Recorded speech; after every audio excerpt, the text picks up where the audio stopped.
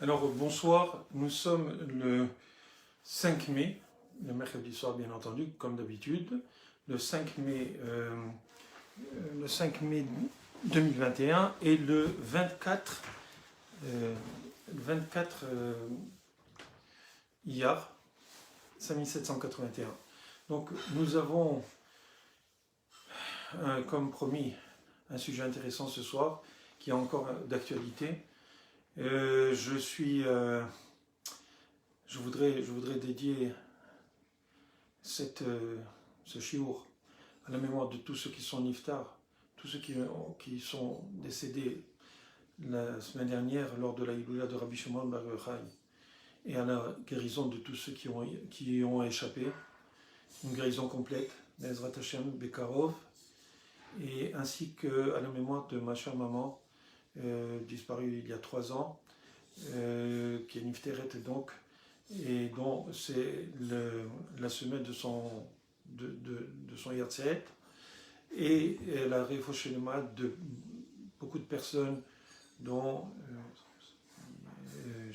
Nathaniel Ben Corinne,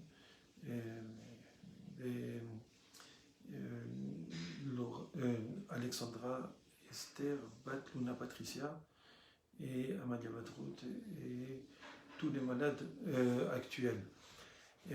Donc, le titre donc, de ce soir, c'est La souffrance, pourquoi ?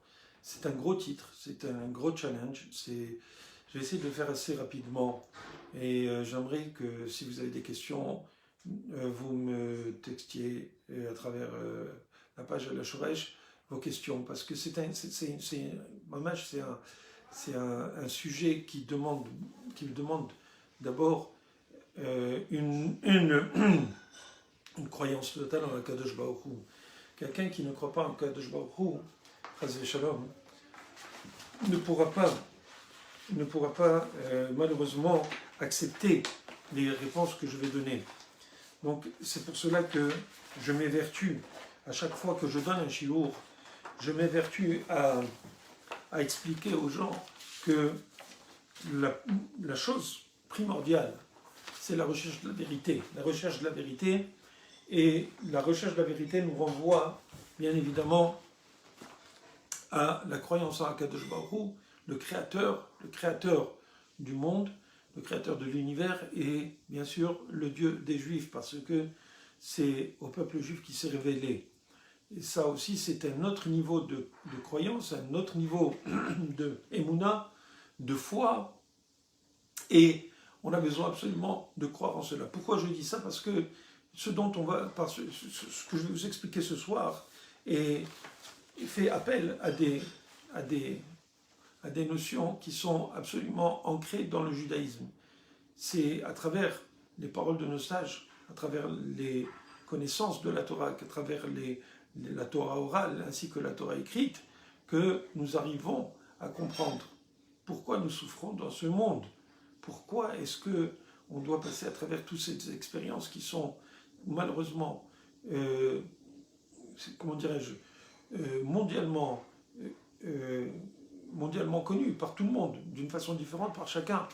Mais tout le monde souffre ce qu'on appelle la condition humaine. La condition humaine fait qu'on a tous des souffrances, que ce soit des problèmes de maladie, des problèmes de santé, des problèmes de parnassa, des problèmes de zivouk, des problèmes d'éducation pour les enfants, avec les enfants, des problèmes de santé de la famille, que ce soit pour des peines amoureuses, que ce soit des déceptions, que ce soit une incapacité à être heureux en société, un tas de choses qui font souffrir vraiment les personnes. Et vous savez que très souvent, les douleurs morales, si vous voulez, sont beaucoup plus difficiles à supporter que les douleurs physiques. Quand ça tape le moral, quand on n'est pas bien dans sa peau, quand on est déprimé, pas au sens de la dépression maladive, mais bien que cela aussi, ça fait partie de toutes les souffrances, et bien, quand on est dans ces situations, eh bien, on doit apprendre à comprendre que ça, c'est beaucoup plus difficile quand c'est quelque chose qui est impalpable, quelque chose même si on travaille, même si on mange, même si tout fonctionne, mais notre tête, elle est constamment préoccupée. On est constamment préoccupé par les problèmes qui nous affectent au fond de notre âme. Donc les problèmes spirituels aussi sont des problèmes qui nous font souffrir. Effectivement, quand quelqu'un, par exemple, fait une avéra, quand quelqu'un fait quelque chose qui est interdit, prenez quelqu'un qui reste shalom, je ne sais pas qu'est-ce qu'il fait, il est mis au bout du rouleau et il braque une banque. Il n'a jamais fait ça. On n'arrive pas à braquer du jour au lendemain une banque, mais on commence par des petits... je ne vais pas vous donner toutes les recettes comment faire, mais il commence à faire un petit vol à l'étalage, ensuite à braquer une petite épicerie, et puis petit à petit... Mais la première fois qu'on fait quelque chose, on se sent mal. Quand quelqu'un fait quelque chose qui est pas bon, quelque chose qui est mauvais, quelque chose qui est contre son éthique à lui, eh ben, il ne se sent pas bien. Il a le moral qui est au plus bas. C'est une souffrance aussi. C'est une souffrance. Et d'ailleurs, lui, Tzarara, il lui dit, c'est quoi le problème? Tu souffres, va faire une autre avéra. Tu vas voir, tu vas te sentir bien. Va faire, je ne sais pas, va avec une femme mariée. Va avec si c'est un garçon, va avec un gars. Tu vas avoir de nouvelles expériences. Ça va te faire kiffer, ça va te faire, j'en sais rien, moi, qu'est-ce qu'on peut imaginer que le Yitzhara, il va envoyer de façon très... par des subterfuges, si vous voulez, il va entraîner la personne à fauter plus. Et encore, l'homme ou la femme, bien sûr, qui va tomber encore dans la faute, va avoir encore plus de difficultés à se remettre. Et donc ça va ronger cette personne. À cause de cela, d'une façon spirituelle, il ne va pas être bien. Donc on a trois types de mots. On a des mots qui sont physiques, qui font appel au physique, qui font appel au monde que tout le monde côtoie. Il y a la souffrance, si vous voulez, morale, mais pas dans le sens, au niveau mental, plutôt qu'au niveau spirituel. Et il y a la souffrance au niveau spirituel. D'accord? Alors que ce soit des juifs ou des non-juifs, eh ben, c'est sûr que quelqu'un va souffrir de cette situation. Vous comprenez? Donc il va souffrir, pourquoi? Parce qu'il a été, comme on explique en psychologie, il est dans une situation de dissonance cognitive. Son esprit ne peut pas lui permettre d'accepter ce qu'il a fait. Parce que ses valeurs ont été écrasées, ses valeurs ont été perdues. Alors à cause de cela, eh ben, il va se sentir mal. Ça, c'est au niveau spirituel. Donc au niveau spirituel, au niveau simplement des valeurs. D'accord? Ce que les gens qui croient vont attribuer, bien sûr, au côté spirituel. Chez les gens qui ne croient pas, ils vont dire, bon, ce sont les valeurs de la société, les valeurs humaines, etc., etc. Donc on a ces trois types de souffrances qu'on peut avoir. Bien sûr, il y a aussi des souffrances collectives, mais en fin de compte, ça revient toujours à ces trois types de souffrances. D'accord? Il y a, bien entendu, dans tous ces types, je parle de types parce qu'il y a des sous-types, si vous voulez.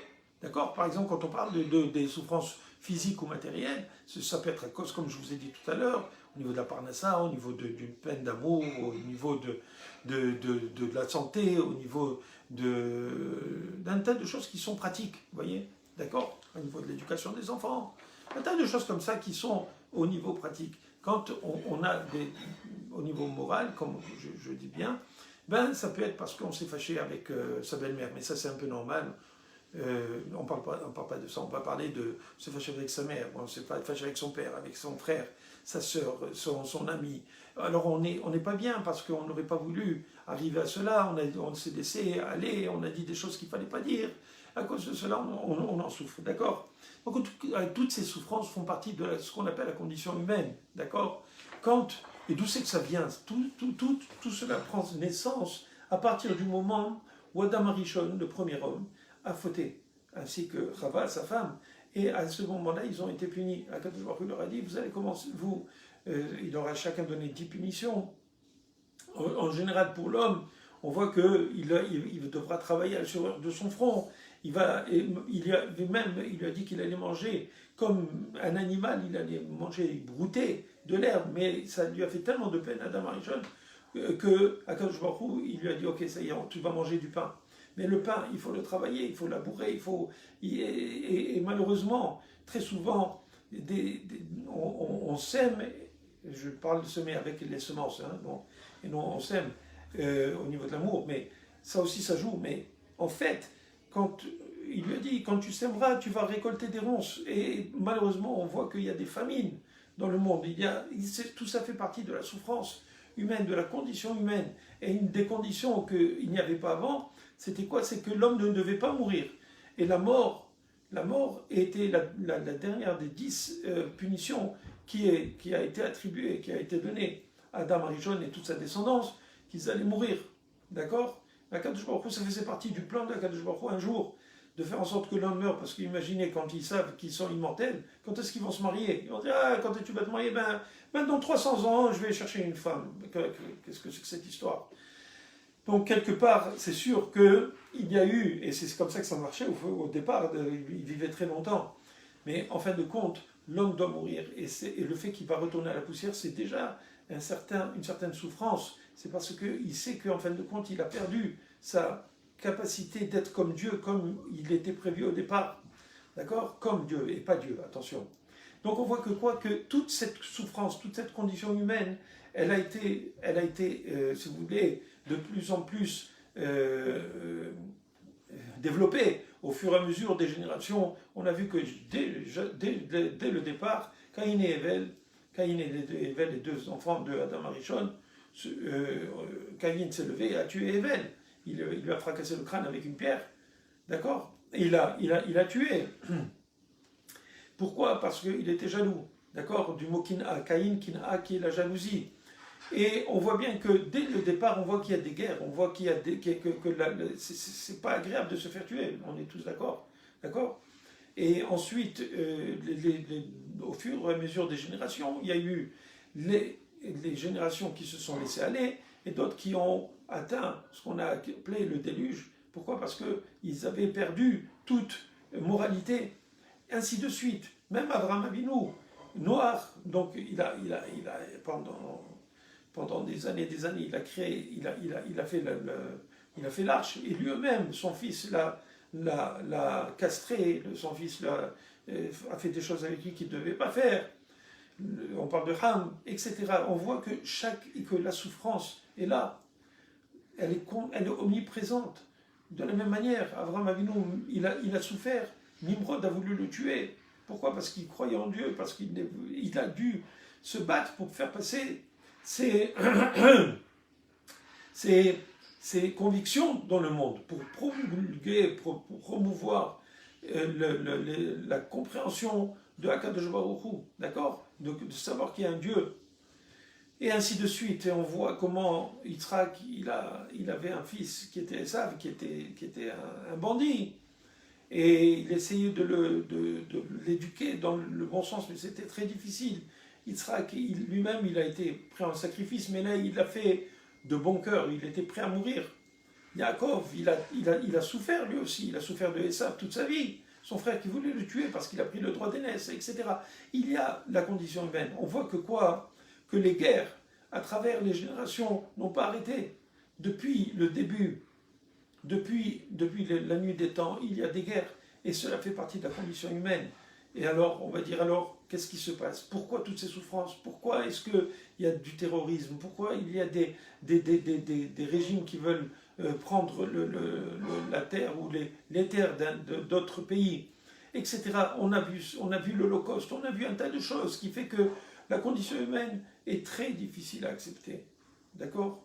Mais pas seulement au niveau des guerres. On le voit aussi, on le voit au niveau de chaque être humain. On voit qu'il a, comme je vous ai dit au départ, toutes ces choses-là, ce sont des circonstances qui sont globales, qui sont extérieures, mais qui touchent chacun de nous. Quand par exemple, nous actuellement, on est dans une pandémie, eh bien, chacun le vit à sa manière. D'accord? Et tout le monde en souffre. Pourquoi? Parce qu'on est emprisonné chez nous, parce qu'on doit mettre un masque alors qu'on a besoin de respirer. On a besoin de pouvoir parler, de voir les gens, de voir des visages qui nous reviennent. Toutes ces choses-là sont importantes et on en souffre. mais chacun va souffrir de si vous voulez, toutes ces causes externes, toutes ces causes environnantes, va le vivre à sa manière et va en souffrir. Il y a des gens qui malheureusement ont des problèmes psychologiques à cause de ça, qui se sont développés, des problèmes psychiatriques, parce qu'ils n'ont pas eu, parce qu'ils ont été, ils n'ont pas pu supporter, si vous voulez, toutes ces privations et la crainte aussi du virus. D'ailleurs, au cas où vous ne saurez pas, si je parle comme ça de cette manière, c'est parce que j'ai été intubé moi-même et c'est très apeurant. C'est très apeurant tout ce processus par lequel on est passé, par lequel ceux qui ont été hospitalisés sont passés. C'est apeurant parce qu'on ne sait pas si on va continuer à vivre. Bon, moi, la vérité, je peux vous dire, je ne sais pas, j'ai pris les choses personnellement de façon assez, entre guillemets, relaxe, parce que j'étais sur un lit, j'avais de la fièvre, je ne savais pas qu'est-ce qui me passait. On m'a dit, est-ce que tu veux être intubé? J'ai dit, écoutez, c'est pas mon premier choix, essayez autre chose, peut-être, j'en sais rien. En tout cas, j'étais prêt à faire tout ce qui était faisable pour pouvoir vivre. Mais bon, je n'ai pas paniqué, parce que, en fin de compte, on est entre les mains de Akadosh Baruch Hu, mais ça fait de la peine, on n'a pas tellement envie de mourir, vous comprenez? Et puis, Baruch Hashem, après toutes ces souffrances, c'était des grosses souffrances, même après de m'être réveillé, après ce coma dans lequel j'ai été, ben, ça a été très difficile. Pourquoi? Parce que le corps prend un coup. C'est apeurant, ils nous droguent au maximum. C'est pas tout le monde qui reçoit les mêmes soins de toutes les façons, mais pour vous dire que ça fait partie de la condition humaine. Tout le monde passe à travers toutes ces choses-là. Et pourquoi tout cela? Ben, en fait, parce que Akadosh Baruch Hu, il a un plan. Et ce plan, c'est quoi? C'est de faire triompher le bien. Parce que Akadosh Baruch Hu fait du bien. Akadosh Baruch Hu n'est que bon. Olam Chesed Ibané. Donc il veut que l'homme apprenne de lui, Akadosh Baruch Hu, à faire le bien. De la même manière qu'Akadosh Baruch Hu est bon, eh ben on doit être bon. De la même manière qu'il est magnanime, on doit être magnanime. De la même manière qu'on ne doit pas s'énerver, de la même manière que lui ne s'énerve pas, à moins que ce soit pour une raison qui est très très importante, il va le faire. D'accord? Mais il laisse Erech Hapaim. Il donne le temps à la personne de se rattraper. De la même manière, nous aussi, on doit le faire. Donc, Akadosh Baruch Hu, en fait, il veut faire en sorte que l'homme puisse, choisir le bien. Que l'homme choisisse de faire ce qui est nécessaire pour ressembler à Akadosh Baruch Hu. Et c'est ça ce qu'il faut. C'est travailler pour cela. Et pour cela, on doit passer malheureusement par des souffrances, parce que c'est pas simple de pouvoir être comme Dieu. Par exemple, Dieu il nous a donné cette mida qui s'appelle la jalousie. D'accord? Supposons. Alors on est jaloux, mais on doit travailler. Pourquoi? Parce qu'Akadosh Baruch Hu, il n'est pas jaloux. Donc on doit travailler sur nous pour ne pas être jaloux. C'est très difficile, mais c'est comme ça qu'on grandit. Akadosh Baruch Hu nous donne cette mida à travailler pour qu'on grandisse, pour qu'on devienne nous-mêmes des êtres divins un jour. D'accord? Et donc, pour faire apparaître le bien, pour faire apparaître la justice, nous devons faire des choix. Et ces choix-là, nous les faisons tous les jours, nous devons les faire. Donc c'est un travail constant. Donc pour cela, c'est normal qu'on doit passer des épreuves. Parce que si on ne passe pas ces épreuves, on ne pourra pas on ne grandira pas. On sera malheureusement comme ce qu'on était au début, quand on est arrivé dans le monde. Donc il faut grandir, et pour grandir, il nous faut des étapes, il nous faut des marches à gravir pour pouvoir atteindre le sommet que Akadosh Baruch Hu, il aurait voulu qu'on atteigne. Et pour cela, il faut se battre. Pour cela, Dieu nous donne des challenges, des défis en face de nous, que ce soit nos enfants, que ce soit notre femme, que ce soit notre mari, que ce soit nos collègues, que ce soit la maladie, que ce soit la parnassa. On doit montrer qu'on a toujours foi en Akadosh Baruch Hu. Et pour cela, c'est un travail. Et pour qu'on puisse mériter de grandir et de devenir ce qu'on doit devenir selon le shoresh, selon la racine de notre neshama, eh bien, on doit travailler énormément pour pouvoir le faire. D'accord? Et puis vous me direz, mais alors, ça va, mais c'est pas à cause de cela que on a besoin de toujours vivre sous la menace qu'on va recevoir des coups. Alors, ce que je répondrai, et c'est très important de savoir, on a besoin de cette menace. Pourquoi? Parce que, imaginez que chacun vive avec ses midotes, avec ses caractéristiques, avec ses qualités, ses défauts. D'accord? Imaginez quelqu'un qui est nerveux, imaginez quelqu'un qui est égoïste, imaginez quelqu'un qui est jaloux, imaginez quelqu'un qui aime la luxure, d'accord? Qui n'aime que ça, je dis bien, qui est omnibulé par ça. Imaginez quelqu'un qui aime voler, pour une raison ou une autre. Comment on va faire pour pouvoir vivre en société? Comment est-ce que ce monde pourra fonctionner? Il faut qu'il y ait une justice, il faut qu'il y ait une police, il faut qu'il y ait une éducation. D'accord? Quand on est dans une école, on est obligé d'avoir des professeurs qui nous donnent des punitions et qui nous donnent des bons points. Pourquoi? Parce que c'est de cette manière qu'on va éduquer les gens à grandir. D'accord? On n'a pas le choix. Des parents, s'ils laissent les enfants faire ce qu'ils veulent depuis qu'ils sont petits, ils vont avoir des bandits quand ils vont être adolescents ou au début de l'âge adulte. C'est foutu. Donc, quelque part, on a besoin d'un système de récompense et de punition. Sinon, le monde ne peut pas fonctionner. C'est vrai que la société nous impose que des punitions. On doit payer les taxes. On doit, si quelqu'un passe au feu rouge, il va perdre des points. Il va perdre des points il va avoir des points de démérite. D'accord? Et s'il ne fait pas son stop, il va devoir payer je ne sais pas combien, etc., etc. On est obligé de suivre les règles que la société a mis. Les règles de la société sont beaucoup plus drastiques que les règles de Akadosh Baruch Hu. Regardez, je vous donne un petit exemple. Quand M. Legault, il nous a mis à 9h30. Ensuite, il a mis à 7h. Au début, c'était le couvre-feu, je pense, si je me rappelle bien, à 9h30. Ensuite, il a mis à 7h30. Ensuite, il a mis à 8h. Ou je ne sais pas combien de fois il a changé. Mais en fin de compte, pourquoi ils font ça? Pourquoi ils nous donnent des gestes barrières? Pourquoi est-ce qu'ils nous disent de mettre des masques? Pourquoi est-ce que... etc. etc. Parce qu'ils sont mahmirim. Nous, dans la Torah, on a des humrot. On a des exigences plus que la normale. Pourquoi? Parce que quand on est dans une société, c'est facile de perdre le contrôle de la société si on ne met pas des barrières, si on n'est pas des haies, si on n'est pas des clôtures pour empêcher les gens de tomber. Vous imaginez s'ils n'avaient pas instauré toutes ces règles, eh ben on n'aurait pas eu 12 millions de morts, 12 000 morts au Québec, on aurait eu peut-être, je ne sais pas, 35 000, 100 000, j'en sais rien. Pourquoi? Parce que ce serait comme la grippe espagnole. C'est très dangereux.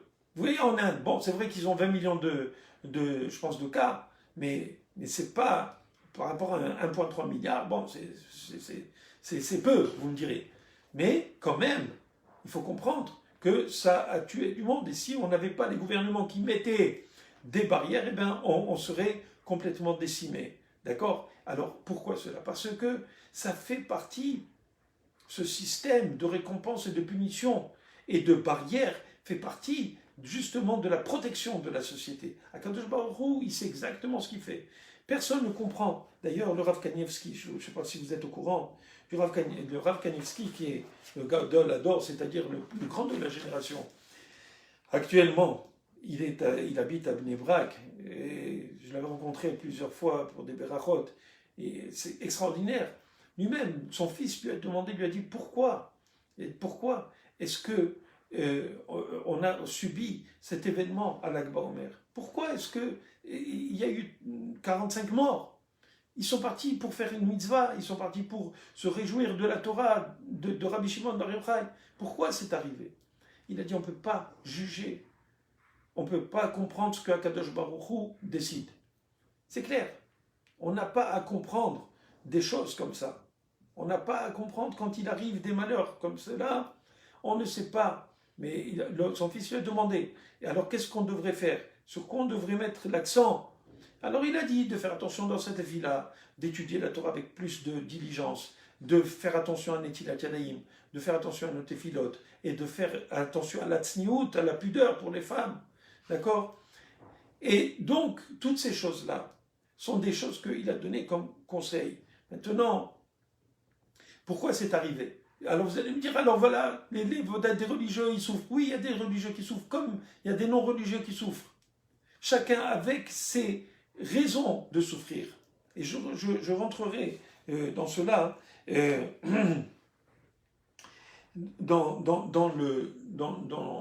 si vous voulez, dans l'histoire, des histoires qui se sont passées malheureusement, des gens qui sont niftar, des gens qui sont décédés la semaine dernière, des enfants de 18, de 12 ans, de 13 ans. Comment ça se fait? Comment ça se fait qu'il y ait des choses comme ça qui se passent? On se dit, mais Akadosh Baruch Hu, où il est? Ce sont des gens, des impurs. Oui, ce sont des impurs. Mais peut-être que si Akadosh Baruch Hu, il les a appris à cela, c'était peut-être parce qu'il y aurait eu peut-être beaucoup plus de choses qui arriveraient au peuple juif, et Akadosh Baruch Hu a pris ces 45 personnes qui sont extraordinaires à la place de peut-être 100 000 personnes, j'en sais rien moi. Dieu, il a ses calculs, et c'est ça ce qu'il dit le Rav Kanievski. D'accord? Et je vous racontais, parce que justement aujourd'hui, j'ai parlé avec mon frère, et il est parti voir pour faire Nihum Avelim, pour consoler le père qui a perdu ses 2 enfants. Et il a rencontré, bien sûr, le père, et il a parlé avec le grand-père. Le grand-père me connaît, bien sûr, il venait chez mon père quand il était là, ça fait des années au Canada, il venait chez mes parents. Et donc, il lui a dit que lui, il a écouté, c'est-à-dire le grand-père de ses 2 enfants qui sont niftar, il a écouté le témoignage du fils d'un admour, ok, admour de Saxe, ou je ne sais pas exactement comment il s'appelle, cette dynastie de Chassidim. Donc le fils de cet admour, il est venu, il a raconté au père comment un des 2 enfants sont morts. Il était à côté d'un des 2 enfants, je pense que cet enfant il avait 18 ans ou le 12 ans, je ne me rappelle pas lequel, il me semble que c'était celui qui avait 12 ans, et il était à côté de lui, et ils avaient des corps par-dessus eux, et les 2 étaient là, ils allaient mourir. Et l'enfant, il a dit, il faut faire Mizmor Letoda. Il a fait le Mizmor pour remercier Akadosh Baruch Hu, avant de mourir. Et il a fait la Kriyat Shema, il est mort, cet enfant. Et lui, le fils du rabbin, le fils de cet admour, qui lui raconte cette histoire au père, et bien comment il est mort. Comment ça se fait? Il est mort et il raconte, non. Ben écoutez, qu'est-ce qui s'est passé? En fait, le fils de l'admour est mort officiellement. Ils l'ont mis dans un sac, l'organisation Zaka, et il raconte ça au père. Ils l'ont mis dans un sac. Ils l'ont amené à la je ne sais pas où c'est qu'ils l'ont déposé, dans quel hôpital, dans quelle morgue, je ne me rappelle pas. Et là, il a commencé à bouger dans le sac. Et les gens ont remarqué qu'il bougeait. Et ils ont ouvert le sac et ils l'ont trouvé vivant. Et il a raconté son histoire. Il a raconté comme quoi il était monté, il était mort, il est parti, il est passé en jugement. Et il y a quelqu'un qui est venu qui a dit non, il faut le laisser redescendre sur la terre parce que il avait lui-même, quelques mois ou quelques temps avant, il avait pris sur lui de ne pas du tout parler à la synagogue, de ne pas du tout parler pendant la tfila ou à la synagogue, je ne me rappelle pas exactement, pas parler de quelque chose qui n'est pas de Torah, d'accord, ou pendant la tfila, pas parler du tout, il avait pris sur lui. Et il a dit maintenant, grâce à ça, il est revenu à la vie. Et ça, c'est quelque chose qui est vérifiable. D'accord? Et qui est fiable, parce que c'est mon frère qui a parlé avec le grand-père de cet enfant qui est niftar. Et qui est niftar à côté de ce fils de cet amour. Alors vous allez me dire, mais qu'est-ce que c'est que cette histoire? Pourquoi de ces gens-là? Alors regardez, d'un côté, l'enfant, c'est vrai qu'il est mort. Il a souffert. Il était écrasé par le poids des corps. Ce fils de cet amour, il était en chaise roulante. Ils l'ont fait monter pour aller faire le Nihum Avelim, pour aller, pour aller consoler le père de l'enfant qui était mort à côté de lui. Et c'est là où il a raconté ce qui se passe. Comment ça se fait que lui, il a vécu, l'autre, il a survécu. Non seulement il a vécu, il s'est réveillé. Il a ressuscité. Il était mort. Zaka, et quand ils l'ont mis dans le sac, c'était clair qu'il était mort. Donc, comment ça se fait? Akadosh Baruch Hu, c'est exactement qui c'est qui doit prendre ou qui c'est qui ne doit pas prendre. Et là, je dois faire une parenthèse qui est absolument importante. Il faut comprendre que ce monde dans lequel nous vivons, d'accord, ce monde n'est pas du tout la finalité. Ce monde n'est pas la finalité c'est le Olam Haba, c'est-à-dire l'autre monde, le monde futur, celui vers lequel on s'achemine inexorablement. D'accord? Eh bien, ce cheminement que nous avons dans ce monde est un cheminement qui nous permet de grandir. Il nous permet de grandir à travers quoi? À travers les épreuves. Et comment ça s'appelle une épreuve? Ça s'appelle Nisayon. Nisayon, ça veut dire que ça vient, que c'est quelque chose qui fait apparaître le Nes, qui fait apparaître le miracle. Nes, Ayon, Nisayon. Donc l'épreuve, d'accord, est en fait quelque chose que normalement on ne devrait pas pouvoir, comment dirais-je, surmonter.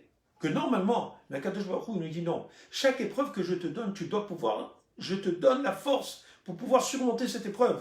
À toi de trouver les forces, l'intelligence, la foi, la confiance en Kadosh Baruch Hu, et tu vas passer cette épreuve. D'une façon ou d'une autre, tu vas la passer.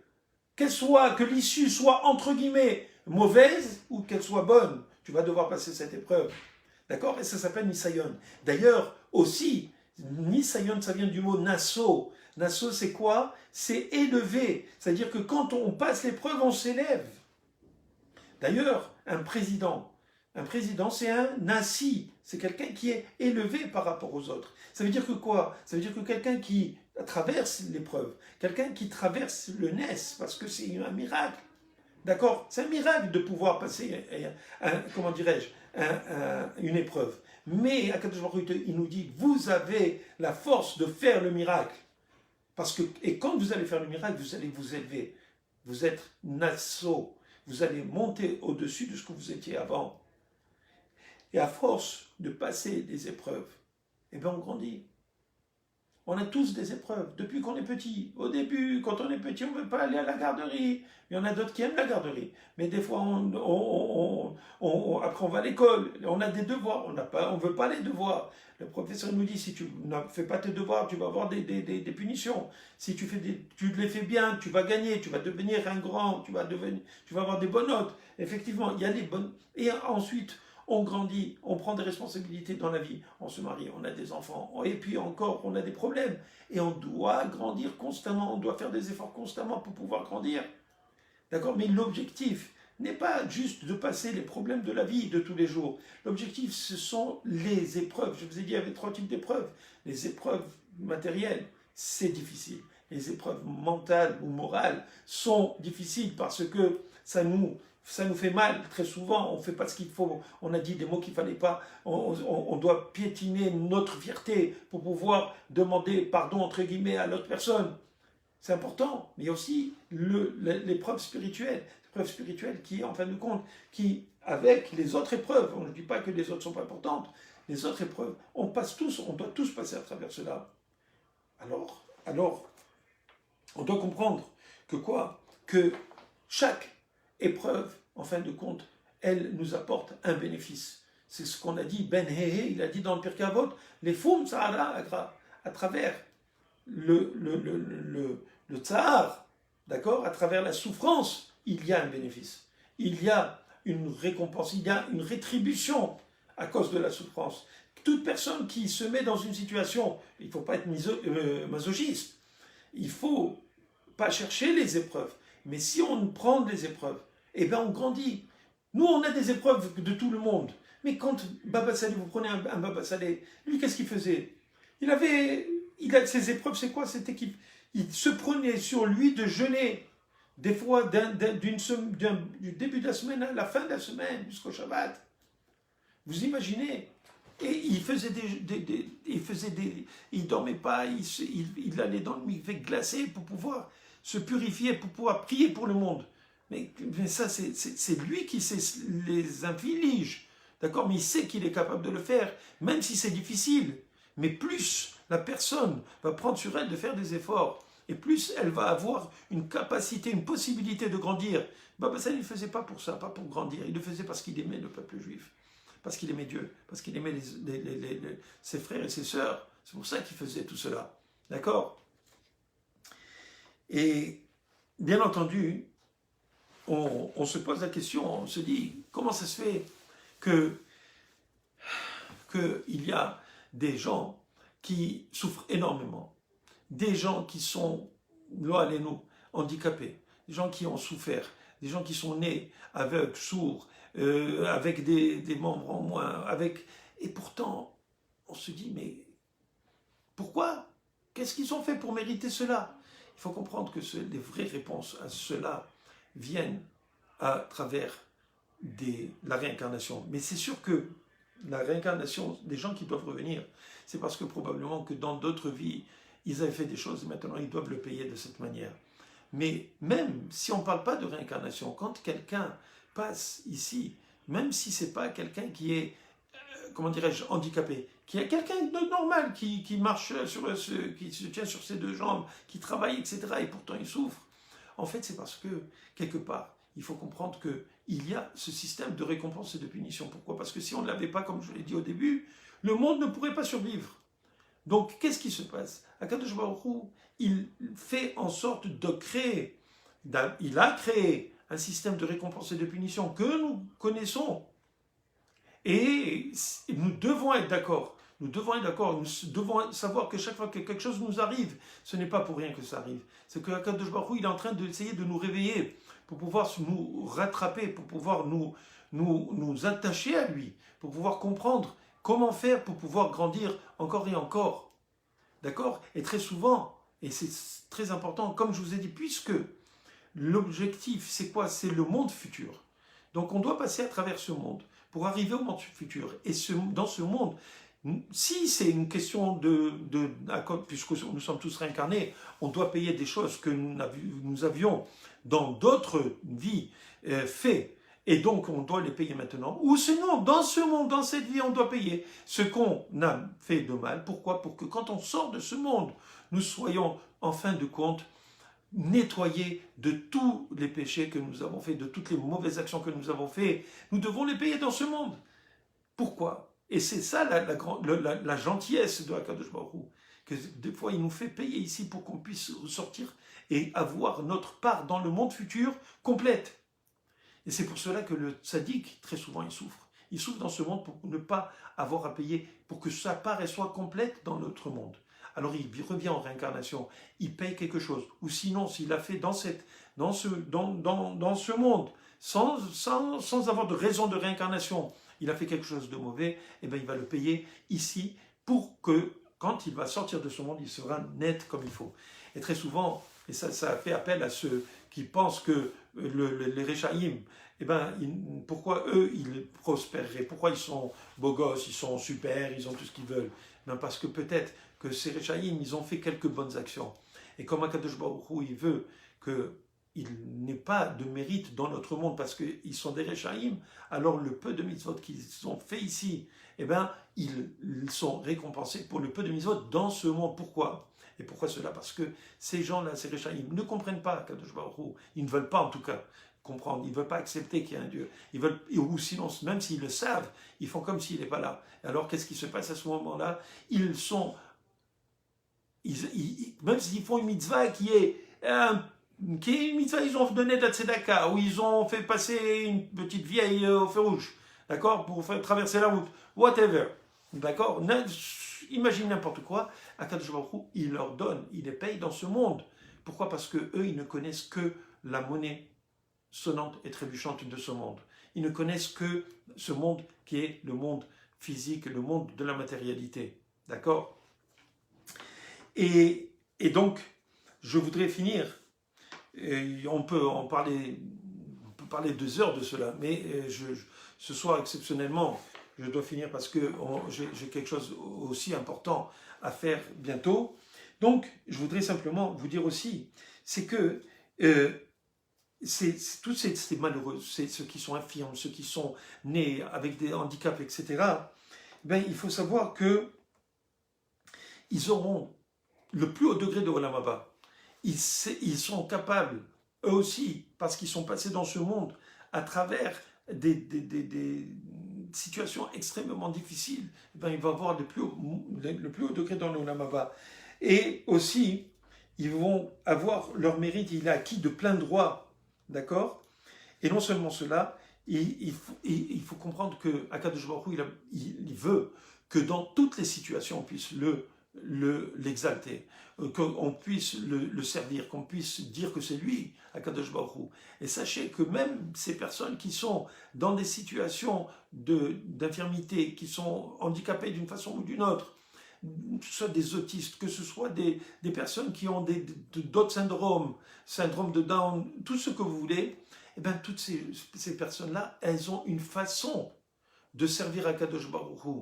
De la même manière, et le Rav Dessler, il explique bien, de la même manière que ou dans un orchestre, vous avez différents instruments. Et il y a le piano, et les violons, et le violoncelle, et le tuba, la clarinette, et tout ce que vous voulez. Il y a aussi le tambour, et il y a aussi le triangle. Et bien ce triangle, ce petit ting qu'on entend dans une symphonie ou dans une représentation avec un orchestre philharmonique, d'accord? Et bien ce petit son, à un moment donné, va justement faire en sorte que toute l'œuvre de celui qui a écrit cette symphonie soit respectée. Et c'est comme cela que cette symphonie est une symphonie. Akadosh Baruch Hu, il veut que tout le monde, dans toutes les situations, puisse mettre leur effort pour le louer, pour être heureux, d'accord, pour qu'il soit, Akadosh Baruch Hu, heureux et content de toute sa création. Et très souvent, on doit passer à travers des années, des millénaires pour pouvoir finir cette symphonie. J'espère que cette symphonie, Be'ezrat Hashem, va finir bientôt avec la venue du Mashiach, la Techiyat HaMetim, et bien entendu le passage à l'ère nouvelle, qui sera le Shabbat de la création. Donc voilà, je vous demande de partager ce shiur, de savoir que la souffrance, des fois, c'est un bienfait. Et très souvent, c'est toujours un bienfait, même si c'est très difficile de l'accepter. D'accord? On ne le demande pas, on ne demande pas les souffrances. Mais quand on a des souffrances, eh bien, on sait que quelque part, on est nettoyé. Eh bien, Ezrat Hashem, espérons que tout le monde, nous allons comprendre et nous allons utiliser ces souffrances que nous avons. Et en espérant que nous n'ayons pas beaucoup de ces souffrances pour pouvoir grandir et vivre, parce que tout le monde souffre. Mais qu'on puisse servir à Kadosh Baruch Hu malgré ces souffrances, en dépit des souffrances par lesquelles nous passons. Et si nous sommes capables de le faire, et je pense que tout le monde est capable de le faire, alors nous allons mériter Be'ezrat Hashem un Olam Haba beaucoup plus haut, chacun d'entre nous. Et collectivement, nous allons mériter Be'ezrat Hashem bientôt la Biat Mashiach, la venue du Mashiach. N'oubliez pas, encore une fois, partagez ce shiur, et je vous donne rendez-vous Be'ezrat Hashem mercredi soir prochain à 21h, Beli Neder. Donc, comme d'habitude, 21h tous les mercredis soirs sur Facebook, sur la page de El HaShoresh. Alors, si vous avez des questions, vous pourrez toujours me rejoindre. Merci beaucoup de votre attention et on se voit Be'ezrat Hashem la semaine prochaine.